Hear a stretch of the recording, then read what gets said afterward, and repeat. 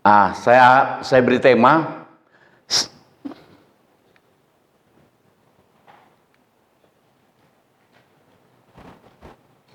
kenapa dia?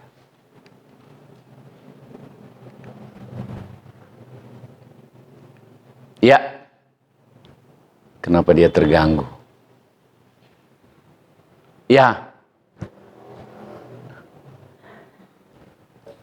sikap hidup yang benar menjalani sepanjang tahun. Sepanjang tahun, karena ini awal dari tahun. Sikap hidup yang benar. Hidup enggak di belakang saya? Oh, hidup. Sikap hidup yang benar itu menyangkut keputusan hati kita untuk berpikir dan bertindak. Keputusan hati kita untuk berpikir dan bertindak. Jadi tiap hari saya seringkali sampaikan, tiap detik dalam hidup ini kita membuat keputusan untuk bertindak. Kita membuat keputusan bagaimana cara kita berpikir.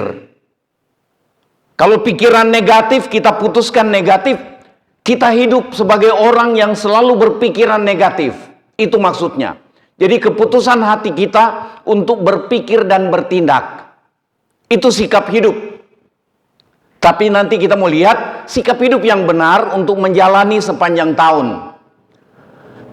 Jika kita bertekad untuk bersikap benar, ini membuat keputusan, bertekad untuk bikin keputusan bersikap benar, jika tidak bertekad untuk bersikap benar, kita akan mudah kecewa. Sepanjang tahun kita bisa jadi orang-orang yang kecewa. Orang yang jadi lemah iman, jadi kadang-kadang juga berpengaruh ke lemah tubuh. Dan banyak kali menjadi lemah dalam banyak hal. Dan kemudian kita jadi orang-orang yang gampang dikalahkan oleh iblis. Gampang dikalahkan oleh kuasa kegelapan. Itu yang berbahaya. Itu sebabnya kita mau bersikap hidup yang benar, memiliki sikap hidup yang benar, menjalani sepanjang tahun ini.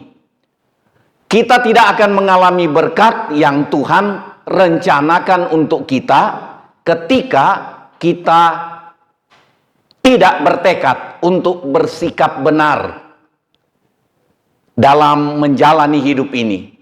Jadi akhirnya kita kehilangan kesempatan untuk terima berkat yang Tuhan rancang buat kita.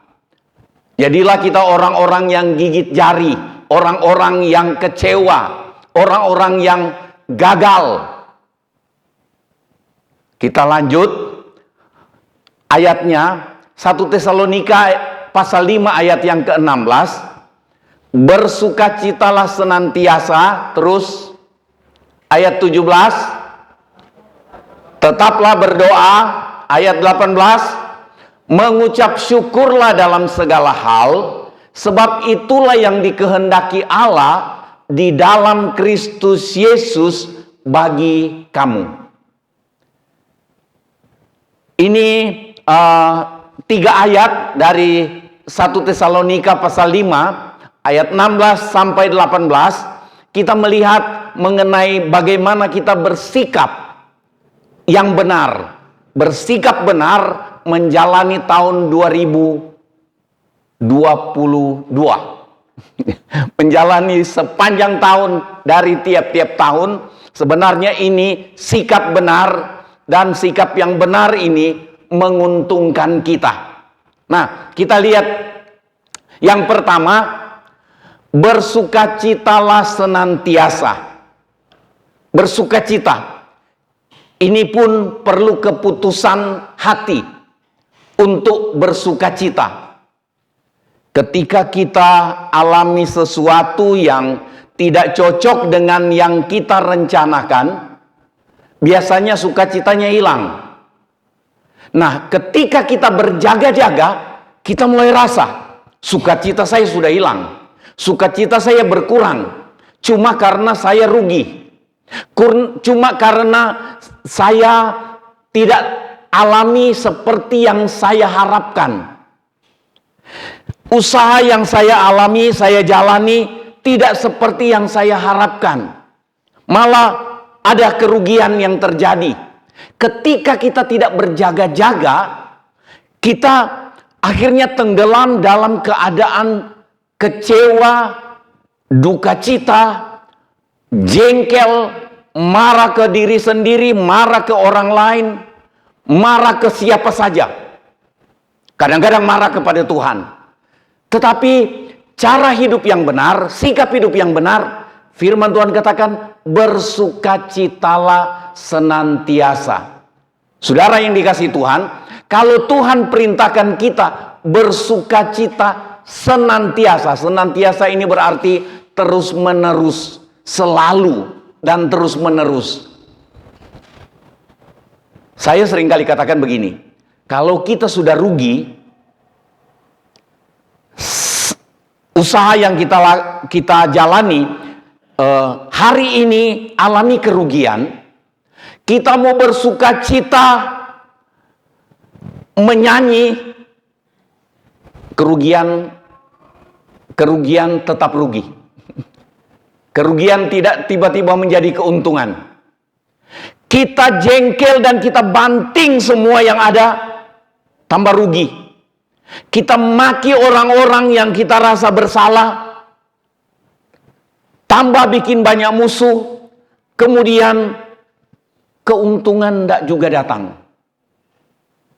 Tapi waktu kita bersukacita senantiasa, di masa COVID, banyak beredar, dan saya juga sampaikan ke saudara, ketika kita sakit, yang paling kita jaga, berjaga-jaga, yaitu kita pertahankan sukacita.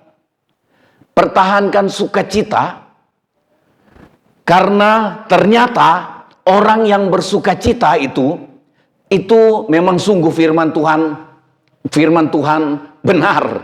Nah, kita akan lihat ayat-ayatnya sebentar, tetapi kita mau bersikap benar, yaitu yang pertama bersukacita senantiasa. Kalau Tuhan yang bilang ini, berarti ini jalan terbaik untuk kita alami hidup terbaik sepanjang tahun. Nah, 1 Tesalonika 5 ayat 16 tadi kita sudah baca, bersukacitalah senantiasa. Ini perintah Tuhan. Filipi 4 ayat 4 dikatakan, bersukacitalah senantiasa dalam Tuhan. Dilengkapi ini, Filipi 4 ayat yang keempat, bersukacita dalam Tuhan, bukan bersukacita karena kita untung. Memang ada sukacita juga kalau kita untung. Bersukacita dalam Tuhan itu artinya sukacita kita itu karena Tuhan. Kita mikir Tuhan hadir, Tuhan peduli dengan saya. Rugi, sakit, difitnah, dihina, ditolak, diremehkan, kita tetap bersukacita. Kenapa? Kita ingat ada Tuhan. Ada Tuhan yang baik. Mungkin di sekitar kita, alam dan masyarakat bisa saja jadi tidak baik dengan kita. Tetapi ketika kita ingat Tuhan baik dan tetap baik, maka sukacita kita, itu namanya kita bersukacita senantiasa dalam Tuhan. Kita ingat Tuhan. Jadi sukacita kita itu dapat terjadi dan bertahan jika sukacita kita itu kita gantungkan, hubungkan dengan Tuhan. Jadi apapun keadaan yang menjengkelkan, menyedihkan, menakutkan, mengecewakan, kita ingat Tuhan. Begitu kita ingat Tuhan, maka sukacita kita itu mampu untuk bertahan. Sukacita kita bisa muncul dan mampu bertahan. Itu namanya kita bersukacita senantiasa dalam Tuhan. Dan herannya Paulus dalam ilham Roh Kudus, dia katakan, sekali lagi kukatakan, bersukacitalah. Firman atau perintah yang disampaikan sampai diulang, itu berarti diberi penekanan supaya kita memperhatikan dengan serius. Berkali-kali saya katakan, kita sakit, contoh ini, kita sakit atau kita rugi. Ketika kita berduka, kecewa, sakitnya tidak tiba-tiba hilang, kerugian tidak tiba-tiba jadi keuntungan.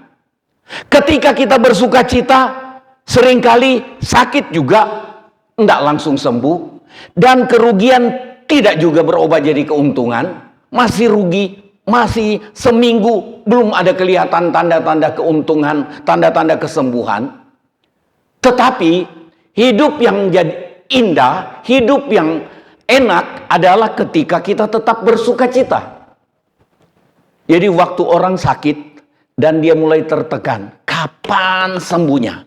Sudah doa, Bapak kami, saya sudah doa 99 kali. Saya sudah doa segala macam doa, segala macam posisi. Nungging, guling-guling, dan segala macam. Dia gelisah, nuntut, mana janjimu Tuhan? Tapi begitu orang bersuka cita, dia bilang, Tuhan, saya bersuka cita, saya bersyukur Engkau tidak biarkan saya dalam keadaan sakit ini. Jadilah apa yang Engkau kehendaki, tapi untuk Engkau sembuhkan terlalu mudah. Saya pernah cerita itu kepada saudara ketika kena COVID dan sudah terasa sudah mau mati. Saya pelihara, saya berjaga-jaga untuk memiliki hati yang tetap bersukacita. Nah, Amsal 17 ayat 22. Tolong baca sama-sama dengan saya. 1, 2, 3. Hati yang gembira atau hati yang bersukacita adalah obat yang manjur. Tetapi semangat yang patah mengeringkan tulang. Ada di Nehemia 8 ayat 11, saya tidak catat di sini. Dikatakan, sukacita yang dari Tuhan itu kekuatanku. Kekuatan kita. Kalau saudara ingin tetap kuat dalam Tuhan, kuat juga tubuh saudara dan saya, sukacita dalam Tuhan. Amin. Sukacita dalam Tuhan. Itu kalau kita pegang ini, kita berjaga-jaga untuk tetap pelihara hati yang bersukacita karena Tuhan, maka kita menjalani tahun 2022 ini tenang. Tenang, persoalan dapat datang sewaktu-waktu. Saya sering ulang ini. Persoalan dapat datang sewaktu-waktu. Keadaan yang kita dengar, kita baca, ramalan cuaca dan apa segala macam itu mengerikan, menakutkan. Belum dicabut itu perkiraan yang dapat terjadi di pantai selatan. Beberapa minggu lalu juga diulang, dikeluarkan itu. Itu menakutkan. Tetapi ketika kita ingat, kita mau bersukacita dalam Tuhan. Memangnya kalau kita langsung ketakutan menghadapi apa yang akan terjadi, itu gempa dan tsunami yang besar. Memangnya kalau kita ketakutan, apakah tiba-tiba itu batal terjadi? Dan kalau kita bersukacita pun, apakah itu batal terjadi? Tidak ada yang tahu. Tetapi pelihara hidup yang tetap bersukacita. Amin. Nah, hati yang gembira, hati yang bersukacita adalah obat yang manjur. Itu sudah terbukti. Sudah terbukti. Orang yang bersukacita dalam keadaan sakit, itu banyak yang alami kesembuhan. Begitu dia khawatir, begitu dia jengkel karena belum sembuh-sembuh, seringkali itu yang membuat dia makin parah. Pesan saya, kalau ada saudara yang Tuhan izinkan sakit, Jangan mengeluh. Jangan mengeluh. Aduh, kok enggak sembuh-sembuh? Makin jengkel begitu, makin cepat mati. Mati belum waktunya. Enggak enak. Yang paling betul bersukacita. Itu perlu berjaga-jaga hati supaya tetap bersukacita. Kalau rugi juga jangan ngomel. Ngomel segudang, ngomel sakarung, berkarung-karung, tidak akan mendatangkan keuntungan. Malah kita jadi salah, merugikan diri sendiri. Nah, 1 Tesalonika pasal 5 ayat 18 tadi yang kita baca, mengucap syukurlah dalam segala hal, sebab itulah yang dikehendaki Allah di dalam Kristus Yesus bagi kamu. Jadi begini, ketika kita menjaga hati sehingga kita memelihara sukacita di dalam hati kita karena Tuhan, itu yang memampukan kita untuk mengucap syukur dalam segala hal.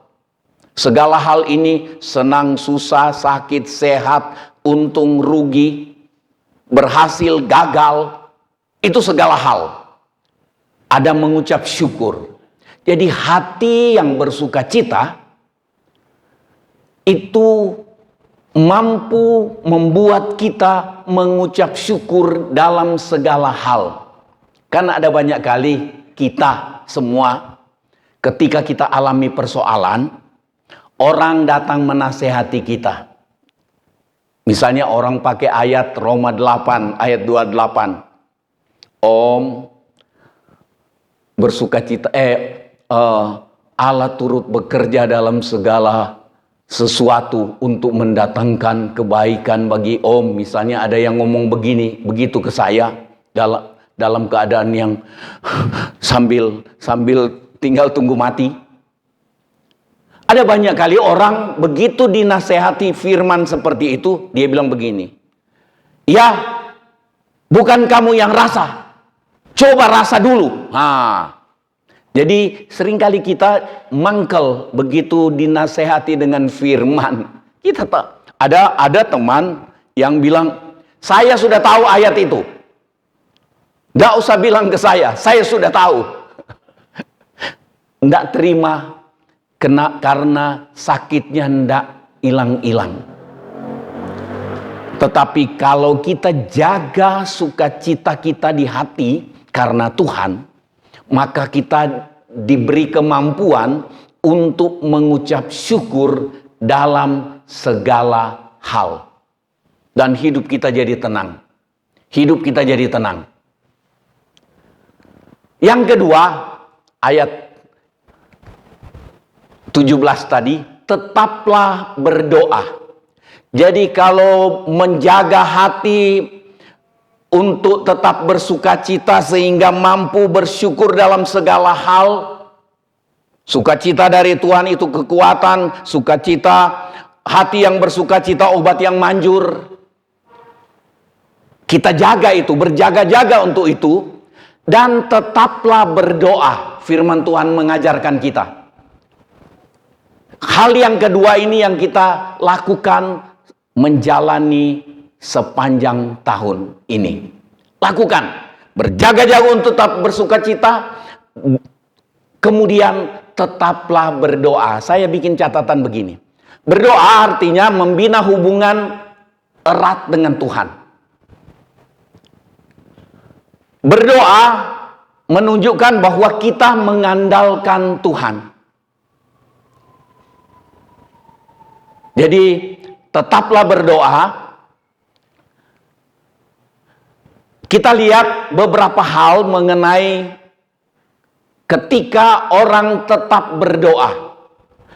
Yang pertama terjadi Markus 9 ayat 28 dan 29. Saya bikin catatan di sini, mengusir setan. Ini ada peristiwa di mana ada orang yang kerasukan roh jahat.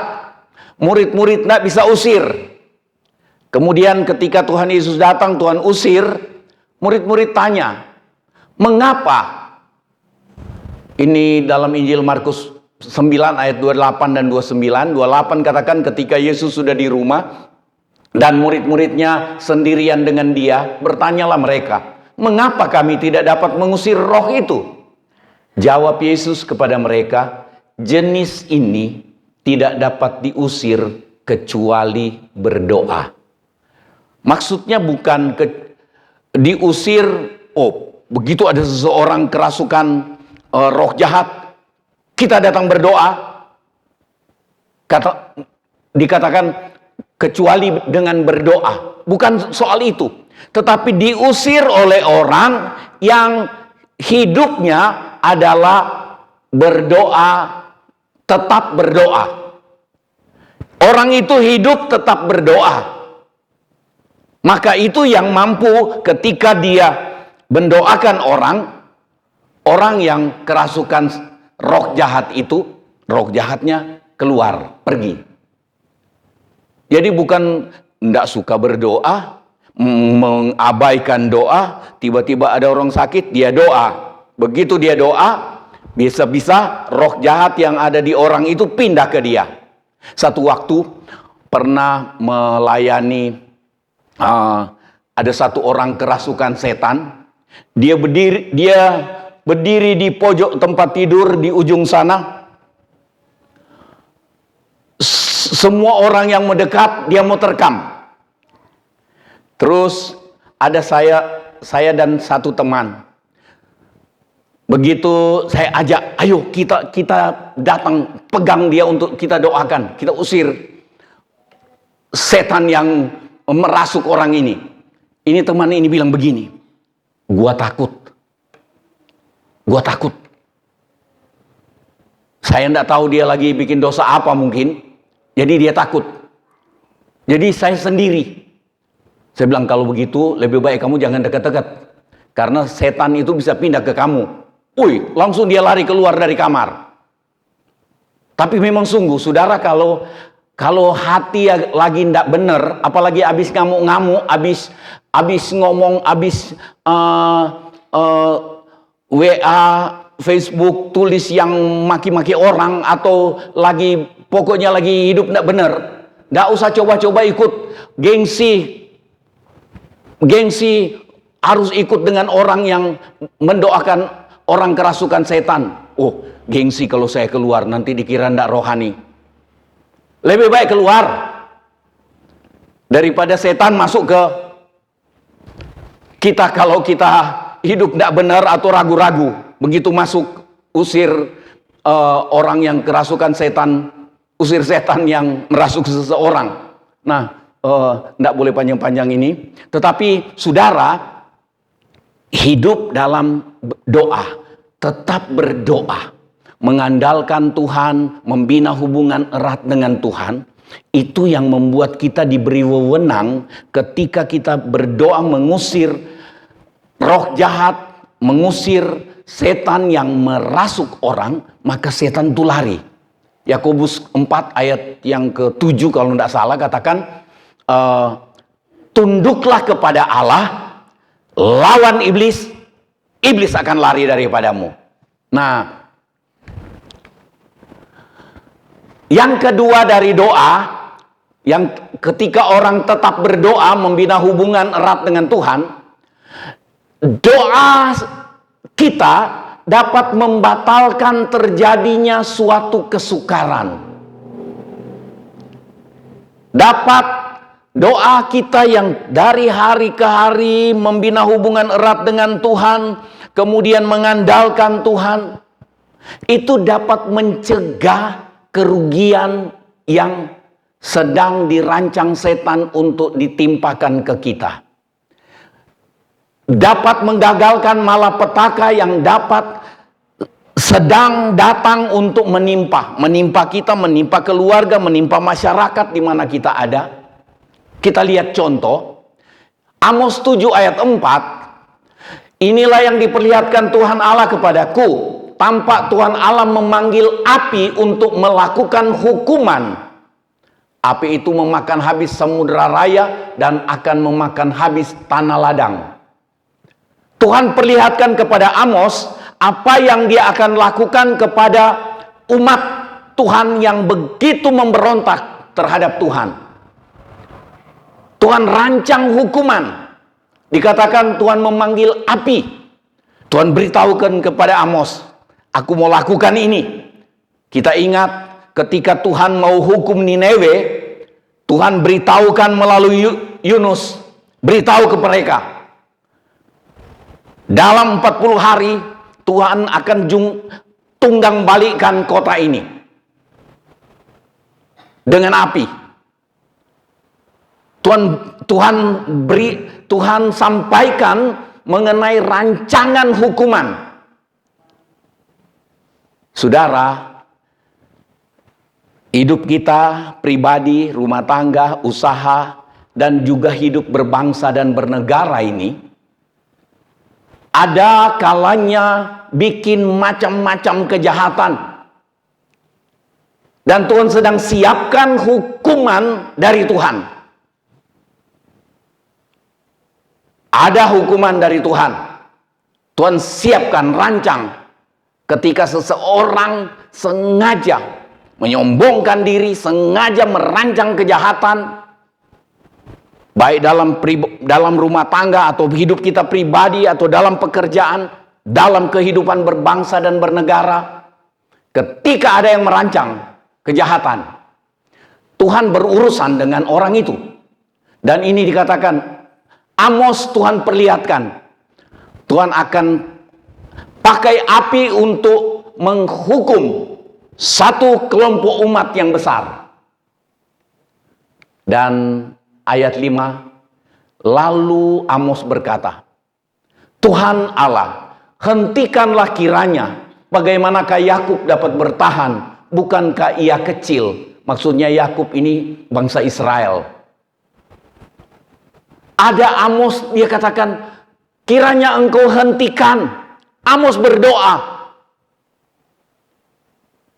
Ketika kita berdoa, seringkali Tuhan taruh di hati kita, ada rancangan Tuhan untuk penghukuman. Baik terhadap diri kita, terhadap keluarga, terhadap pekerjaan, terhadap satu bangsa, satu daerah. Tetapi kiranya doa kita itu membuat sesuatu yang Tuhan rancang itu dibatalkan. Kita lihat ayat yang ke-6. Maka menyesallah Tuhan karena hal itu. Tuhan bilang begini, ini pun tidak akan terjadi. Batal. Heran. Doa, saudara dan saya, seringkali ketika kita berdoa, kita tidak tahu ada hukuman yang akan datang. Kita tidak tahu ada malapetaka yang akan datang. Kita tidak tahu ada kerugian yang dirancang setan untuk datang atas hidup kita. Tetapi ketika kita tetap berdoa, berjaga-jaga dan berdoa, maka tanpa kita sadari, kita membatalkan satu keadaan sukar yang sedang datang untuk menimpa kita. Dibatalkan. Dan yang pagar 3 ini menghentikan penghukuman yang sedang terjadi, malapetaka yang sedang terjadi. Orang yang tetap berdoa itu Mazmur 107 ayat 17 sampai 19 saya ada catat. Ada orang yang menjadi sakit oleh karena kelakuan mereka yang berdosa dan disiksa oleh sebab kesalahan-kesalahan mereka. Mereka muak terhadap segala makanan dan mereka sudah sampai pada pintu gerbang maut. Ayat 19, maka berseru-serulah mereka kepada Tuhan. Berdoa ini. Dalam kesesakan mereka dan diselamatkan Tuhan mereka dari kecemasan. Tuhan selamatkan mereka. Tuhan hentikan penghukuman atau malapetaka yang sedang terjadi melalui doa.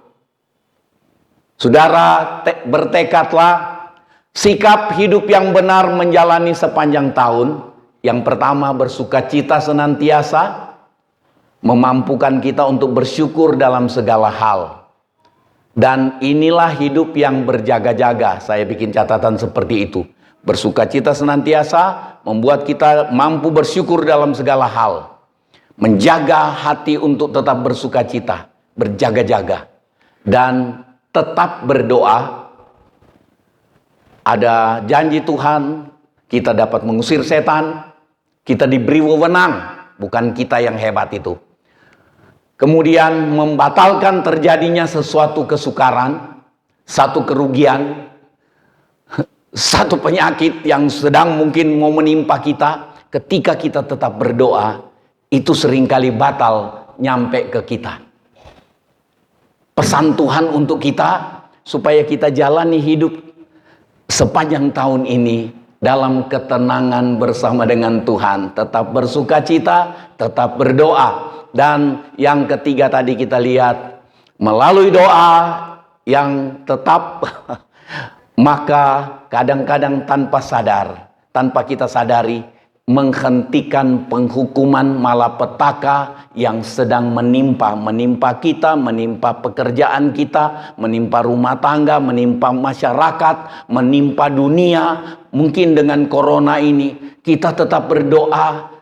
Kita tidak tahu apakah ini penghukuman Tuhan buat dunia ini yang sudah mulai bebas mengawinkan laki dan pria dan perempuan dengan wanita, mulai boleh kawin. Nah, Tuhan mulai adakan penghukuman. Kita tidak tahu apakah ini corona, penghukuman yang Tuhan sedang lakukan. Tetapi ketika kita tetap berdoa, siapa tahu Tuhan, kemurahan Tuhan menghentikan keadaan ini. Atau apa yang bakalan terjadi, Tuhan hentikan melalui doa saudara dan saya. Ada yang saya kutip di internet. Baca sama-sama dengan saya ini, cuma bacanya pisah-pisah. Jadi 1, 2, 3. Jangan jadikan doa seperti obat yang hanya diminum ketika sakit. Tetapi jadikanlah doa seperti air yang diperlukan setiap hari. Jadi jangan berdoa waktu sudah sakit, waktu sudah persoalan.